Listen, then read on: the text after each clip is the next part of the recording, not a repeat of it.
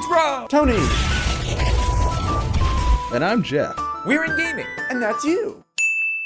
Hello gamers and welcome back to the inn. I'm Rob or Warshack, whatever one you want to call me, and we will be playing Pirate Rogue. Very exciting. I figured before I go into and playing Oil Rogue, which I have no experience with whatsoever, or actually Rogue, I have no experience with the class whatsoever, I figured we'll start off with a little bit of like a gimmick deck, still really effective though, surprisingly. And yeah, so I figured we'd ease into it, and then once we get Pirate Rogue down, we move into Oil Rogue. So right after this, expect the Oil Rogue video, if this all works out well, which I think it does, because if you're watching this, it did work out quite well. It's actually surprisingly a real fun deck to play, like I've mentioned it before. Like most of the Rogue decks, you know, require an X amount of, you know, concentration. You gotta think ahead a lot of the time, but with this deck, I don't want to say it plays itself, but I feel like it's very similar to Mech Mage in a sense that it like depends on you having really strong early game board control, and then finishing up with some of your spells or comboing it into a weapon like your oil or something instead of like a fireball. So off the bat, of course, we kept the the agent, and then we have our ship's cannon, which is awesome. We have another agent, which is fantastic. We also have coin, which helps us out with playing the agent on turn 2 if he plays something we need to kill, or we can obviously just throw in the ship's cannon. And then I think throwing out the ship's cannon here is really good because we'll be able to play our raider on turn 2 if need be, and then also we can weapon into her on turn 3 if he doesn't play anything on his turn 2. And then for those of you who are new to the inn, of course, we play 3 ranked games. We win all 3, and we talk about the deck as we go along, and then we talk about the individual cards within the deck after we've won all 3 of the games. And then also to note that we are ranked 9 because the season did restart, so kind of working our way back up, and I figured what better way to do it than with some Pirate Rogue with Charge. Awesome 3-drop for us. So this is going to be a 5-4 because we do have a pirate on the field. Awesome, awesome. Next turn, we have a couple combos we can do. Hopefully, we can either draw into the 4-drop, which would be really lucky, because we already drew into the 3-drop. And if not, we can obviously, you know, backstab, eviscerate, whatever he plays, or just play an SI agent, or we could just weapon up and do nothing else. So he's going to kill off the 5-4. I'm surprised he didn't kill off the ship's cannon. I guess it's because it only has 2 attack. Alright, so it looks like this is going to be a little bit of a dry turn. We might just play the agent as a 3-3 on its own, and then swing 4-4. Normally, you always want to use the agent to combo. We could have used that turn to, you know, just play a weapon. But I feel like throwing a 3-3 on the field is a little bit important because his weapon is going to be able to clear at least one more card, which will probably be, again, the ship's cannon. People don't like the ship's cannon in a Pirate Rogue deck. Surprisingly, a lot of the cards are pirates. Hence, Pirate Rogue. And then also, guys, I was going to mention, I don't know why my voice is now all sad. Hold on. We need to take a drink of coffee. What I was going to mention is, if you have any questions, concerns, comments, or any deck guides you'd like me to do, just leave that in the comment section below. I actually have at least 2 or 3 deck guides that you guys have sent me, or I should say deck lists you have sent me that you asked me to do a review on and play them myself, so you could hear the explanation from me, and maybe not so much as, you know, if Reynad didn't explain it the way you should want, or hear it, or Strifeco, or whoever you got the deck list from.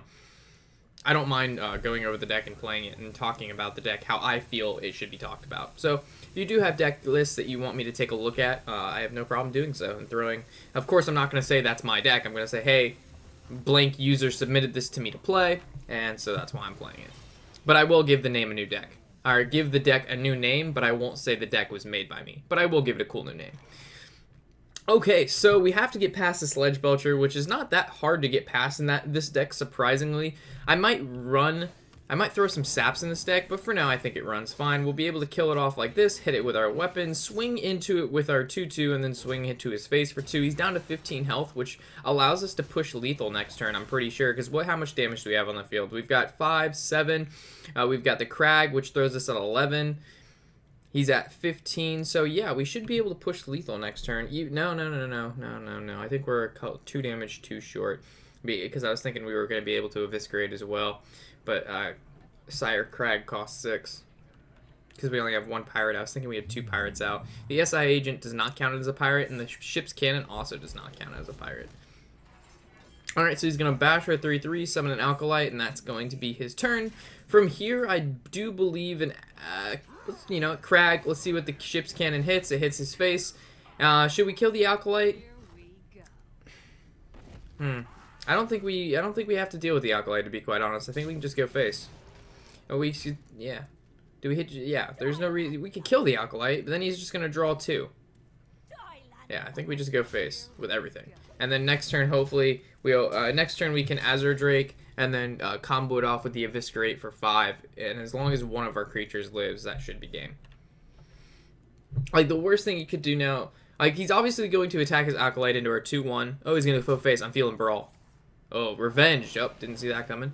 And now he's going to probably execute, or if he has another bash, the Captain Crag would charge. Alright, he's going to execute it. That's expected. Now he has 4 more, so he's going to throw down the weapon and armor up. So he's going to be at 9 HP, which means we are going to be playing Azure Drake and most likely throwing out our weapon. I don't feel a reason to Eviscerate yet.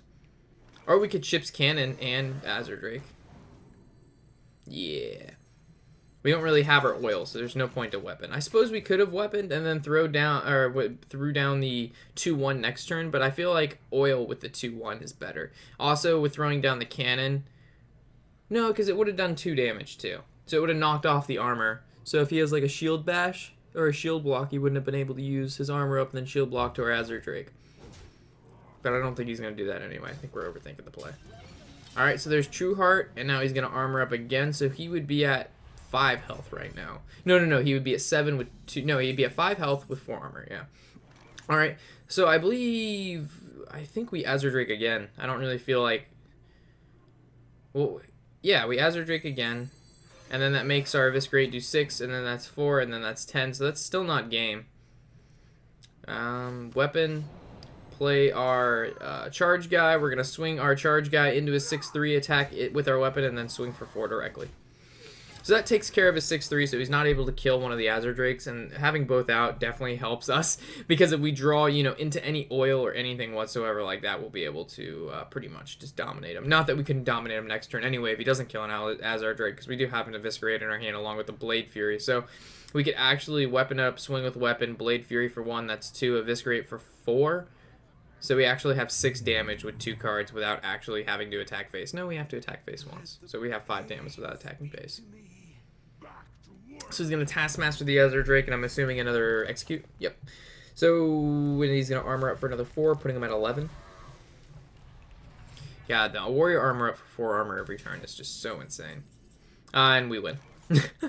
So it really doesn't matter what we do here. I guess we could just play the Raider first, or swing with our weapon, or just swing with Azure Drake. But we have potentially, what is that, 5 each, 14, and he's only at 11. So it really doesn't matter the method we use here. Let's just swing for 1 Blade Fury because we can, and then Eviscerate. As long as we're able to combo him out, they'll do that extra damage. Which I found when I first played this deck, I actually didn't realize Eviscerate like needed to be comboed, like it just didn't register. I thought it just always does 4 damage or 5 damage with his Azure Drake out, because that's what everybody always does. So I actually messed up playing that the first couple times.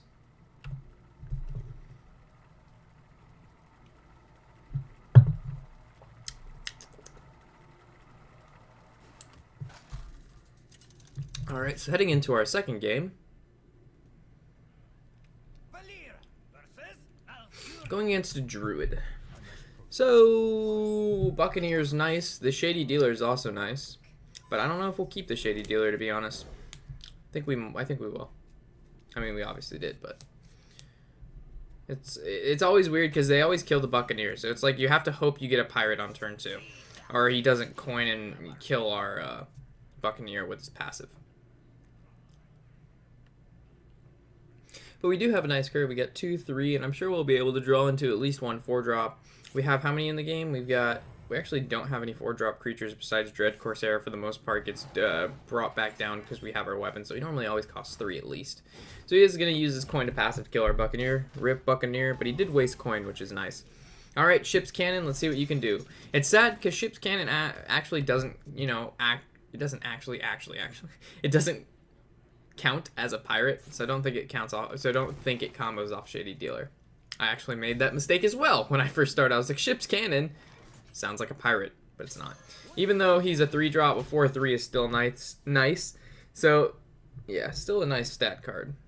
Just no ability. Whenever I think of him becoming a 5/4, I think of like, what is it? Blackwing Corruptor. It's a 5-drop, but it does 3 damage if you have a dragon. But man, whatever. So hopefully this hits. Oh man, if it would have hit the Shade of Naxxramas, I would have been so excited. But we just still have another chance next turn when we play our captain. And it also makes me sad because if you think about it, South Sea Captain gives all other pirates +1/+1, right? But the Murloc Captain gives them +2/+1. So it's like, I mentioned this before, why does that captain give all his Murlocs 2/1 when Murlocs are already pretty damn good? And especially with the new League of Explorers coming out, I think people might actually start playing Murlocs, and it might be, not a tier 1 deck, but it's definitely going to be a good deck. And then you have, you know, pirates who have, like, never really, no one plays a fucking pirate deck. And not only that, we probably don't play a pirate deck because our captain doesn't even give the same fucking stats as a Murloc card. Like, come on, man.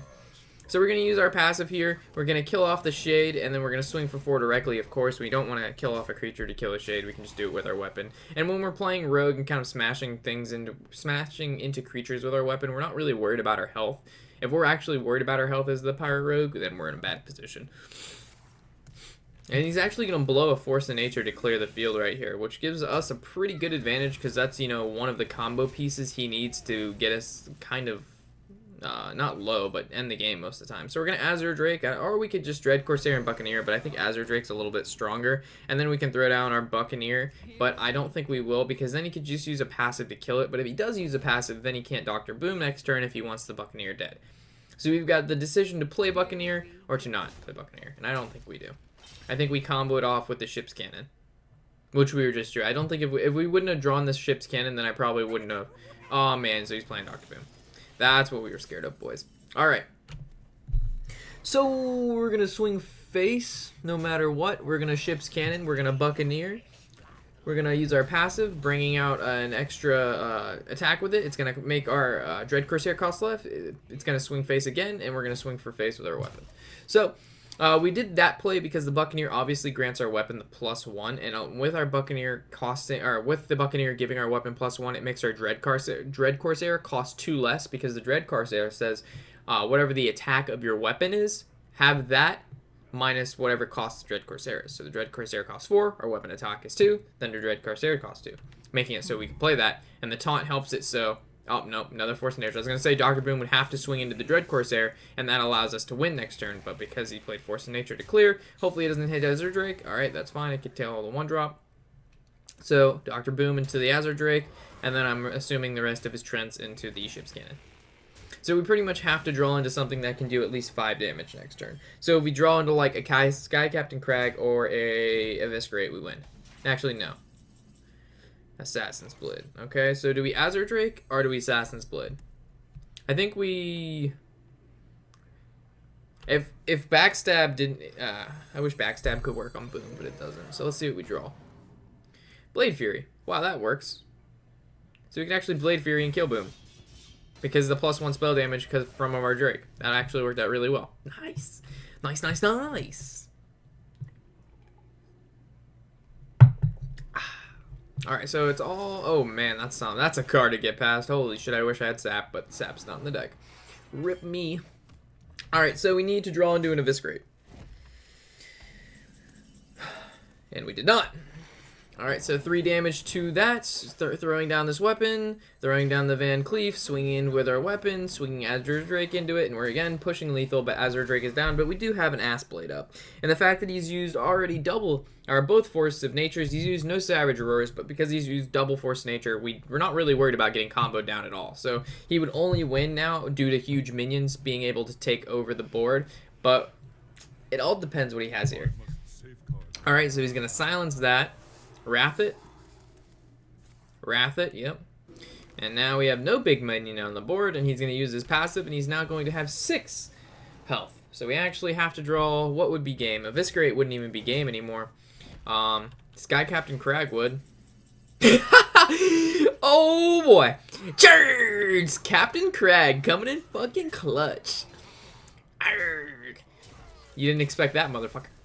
No one expects Sky Captain Crag off the top for forward charge. Nice.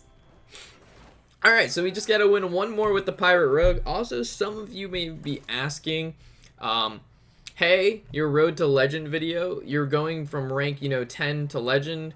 Why are you rank 9 in this when you've already made it past rank 9? This is because depending on where I am and in the ladder and also how I do, sometimes, I don't always win all of the games. You only see, when I do well. I record all the time and some of it isn't used as footage, so I kind of have to go through it all. But unfortunately, during the making of this, I actually lost a few ranks, and then that's why you're seeing me back at rank 9. I went from, I was on a horrible win streak. I went from, I did well. I went from, my rank 10 to rank 7, and then I went from 7, I went all the way back up here. So, some of you have questions, yo, what the fuck's going on in your rank? You're not seeing, it's not like the free-to-play account where you see an entire, you see everything that happens. With this, you're only seeing particular highlights of me playing, so, yeah. Unfortunately, I can't use all the footage because you don't want to see me losing 5 games in a row and me raging so fucking hard. Oh my god, guys, you missed it yesterday. I this close from punching a hole in my monitor. Normally, it seems like I'm a pretty excited guy. Hold on, do we coin out the ship's cannon? I don't think we do. Yeah, it's really hard against priests when they play cards like this, because normally Priest isn't known for a great early game, but you can't argue with a zombie chow that doesn't heal you for 5 and a 2/4 for the cost of 2, and it has taunt. So I can tell you right now this is going to be a pretty hard game, and I think we just end our turn here, and we're going to have to pretty much use next turn as a combo piece. So next turn we're going to throw out the deadly poison to make our weapon have 3 attack, and then we're going to eviscerate the 2/4, killing off the 2/3, and then next turn we're going to throw down the ship's cannon along with another card, which is the pirate girl, who will take the advantage of us having a 3 attack weapon, and she'll be a 5/3. So I think that's our plan. But normally, as I said, Priest doesn't have a huge early game, and this guy did. That was the best early game he could have asked for, besides also having the 3-drop, Dark Cultist, or, a Death Lord. I would have cried if he put out a Death Lord. I was going to say, this is one of the games where we win 2 in a row and lose the 3rd. So he's got the Dragon Sorcerer, a really nice 4-drop as well. How exactly do we want to deal with this? Hopefully, our ship's cannon will ping it for 1. Let's throw down this, and then hopefully it'll ping it. If it doesn't, we'll coin into a pirate. Alright, so we'll have one more chance for it to hit the sorcerer right here. Come on. Ship's cannon! Go! Yes! Swing it, kill it, done it. So we're actually moving. We've actually played around Holy Nova. Nothing dies to Holy Nova in our whole field besides ship cannon dies to Light Bomb. So hopefully he doesn't have Light Bomb. And next turn it's okay. So he just wastes Shadow Ward Death on our 2-drop, which is fantastic. So it's between playing Azure Drake this turn or loading up with an Ass Blade. I think we Azure Drake to just keep draw and put creatures on the field, or we can Ass Blade. What would we be scared of? A Light Bomb. But do we want to draw, or do we Ass Blade? Do we draw, or do we Ass Blade? Of course we attack. But now the decision still remains, do we Ass Blade or we Dragon? I think we Dragon. Or do we Ass Blade? We Dragon. We Dragon because I don't think he's got Light Bomb. If he has Light Bomb, should have Ass Blade. I have a feeling, I feel like we should have Ass Bladed. Alright, Sylvanas. That's not good. That's not good at all. See, this is where, again, sap would come in handy, but we don't have the sap. And saying we always need the sap in the situations that, sap would be great in, we probably wouldn't have sap anyway. So I think we Ass Blade, and we just keep going face. Super hard face. Because we can't really do anything. Oh, man. That's not good. That's not good at all. I really wish that ship cannon didn't hit the Sylvanas, because now she can attack our Dread Corsair, and she can, she's going to be able to take something. But if ship cannon would have gone face, he would have been at 9 health, and then she wouldn't have been able to kill off her Sylvanas this turn with her Dread Corsair. So that actually changed the course of the game a lot. She took the ship cannon, so that's the second. I mean, if she would have took the 2-1, that would have been really good. If she would have took the Azure Drake, that would have been really bad. So that was like an in-between. Okay, so this isn't terrible, because we're going to be able to backstab and kill that pirate ship, or pirate cannon. And then now, do we Van Cleef?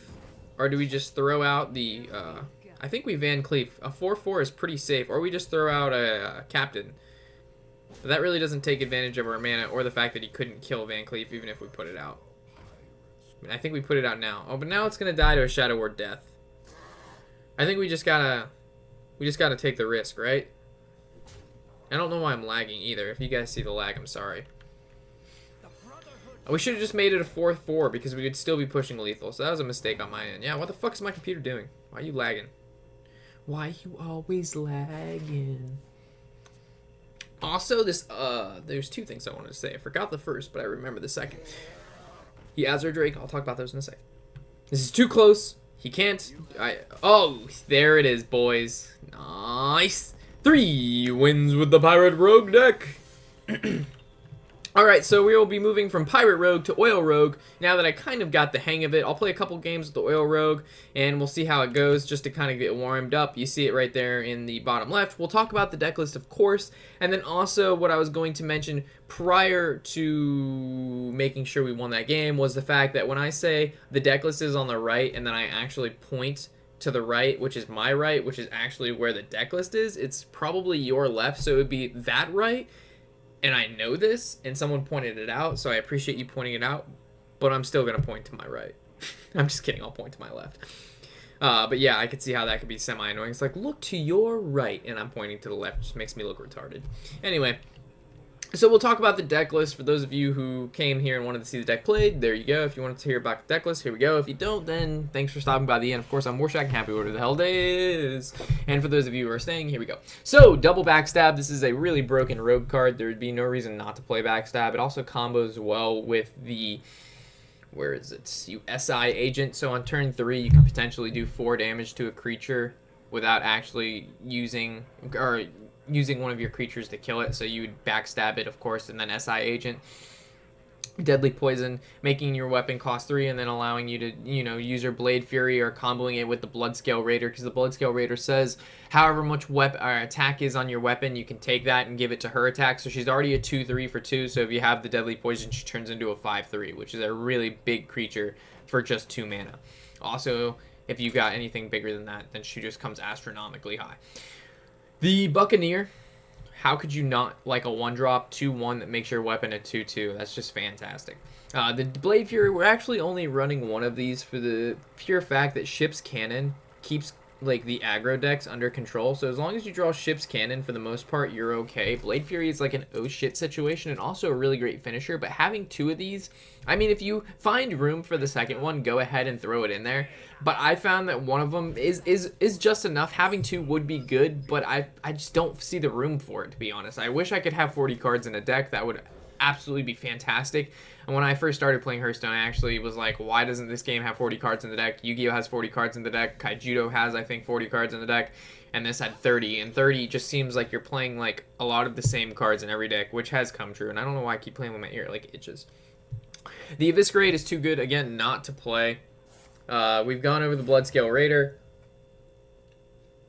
The Ship's Cannon speaks for itself. You're playing a pirate deck, and it does damage when you play pirates. So, then again, there you go. The Van Cleef is actually, if you don't have Van Cleef, I suppose you could throw in the second Blade Fury. So, I know Van Cleef is a card that you do not normally play, even if sometimes you play Rogue. I mean, he finds himself into some Rogue decks, he doesn't into others. He's also not a card you normally keep, because Rogue isn't a popular class. If you had, like, Archmage, of course you keep him. The card is fucking broken. But with Van Cleef, it's hit or miss. So, if you don't have Van Cleef, throw in another Blade Fury. Won't do you wrong.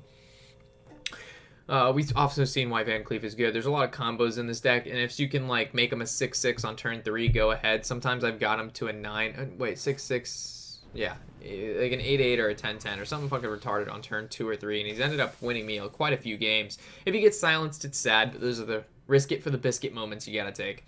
From there, we head into the Shady Dealer. Sometimes you see Pirate Rogue decks don't play this because it pretty much isn't a pirate, so it doesn't combo with Ship's Cannon, and it also requires a pirate, and it only gives it +1/+1. There's a couple other tech cards you could put in here, like Big Game Hunter instead, and or like what is it?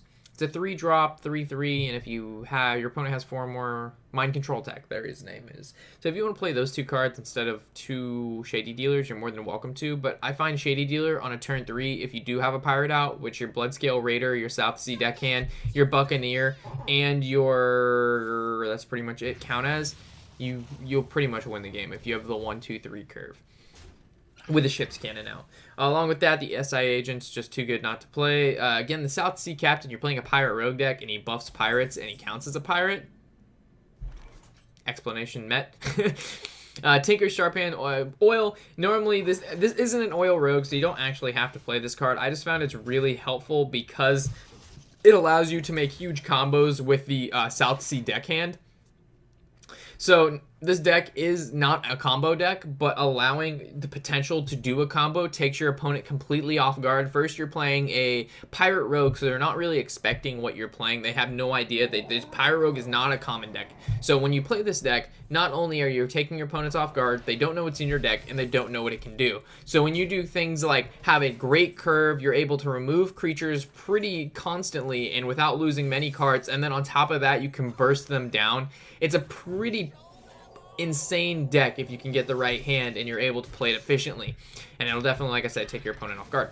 After that, we've got 2 Dread Corsairs. These are pirates, and they're actually free to bring out as long as you have a 4 attack on your weapon or higher, which for the most part doesn't happen often. Most of the time your weapon only has 3 attack because of your Ass Blade and or your normal weapon up and your Deadly Poison, but a 1-drop 3/3 with Taunt and counts as a pirate is a pretty good tempo play. Along with that, it combos well with Ship's Cannon.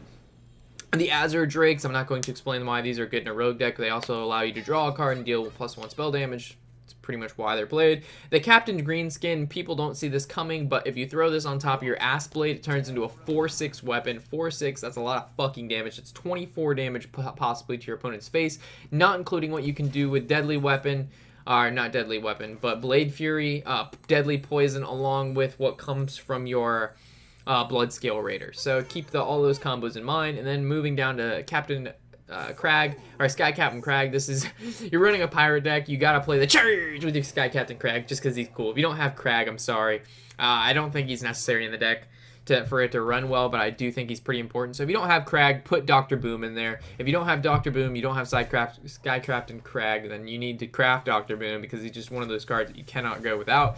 And if you just quite possibly just can't, you do not have Captain Crag and you don't have Captain Greenskin, go ahead, throw in a Lothab instead of Greenskin. If you don't have Lothab, Jesus Christ, I don't know. I still, like, I can suggest a number of cards to replace other cards with, but then it just takes away from what the deck can do, and then you won't do good with it, and then you'll be like, yo, your deck guides fucking suck, your decks suck, everything I did sucks, and that's because you don't have the right cards.